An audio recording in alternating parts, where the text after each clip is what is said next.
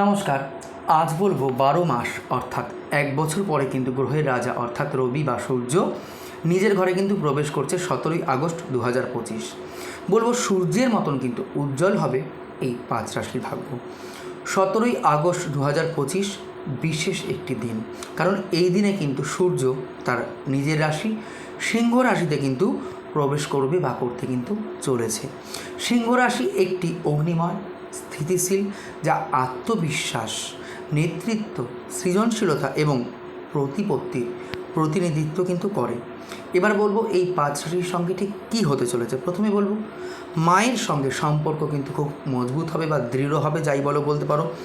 Media, আইনি এবং যারা লেখালেখির সঙ্গে যুক্ত তারা কিন্তু এই সময় খুব সুন্দরভাবে সফলতা অর্জন করতে তোমরা সক্ষম হবে এবং যে কোনো আইনি কাজে কিন্তু তোমরা সফলতা অবশ্যই পাবে এবং ছোট যে ভাই বোন তোমাদের থেকে রয়েছে তাদের থেকেও কিন্তু তোমরা অবশ্যই সহযোগিতা পাবে। যাই হোক, এই 5 রাশি জাতক এবং জাতিকা হলো মেষ রাশি, মিথুন রাশি, সিংহ রাশি, বৃশ্চিক রাশি এবং কিন্তু মীন রাশি। তুমি কোন রাশির জাতক বা জাতিকা অবশ্যই কিন্তু কমেন্ট সেকশানে লিখে জানাতে আমাকে বলো না। আর যদি ভিডিওটি আমার ভালো লেগে থাকে প্রতিদিনের মতন অবশ্যই কিন্তু একটি লাইক, একটি শেয়ার করে দিও। নমস্কার।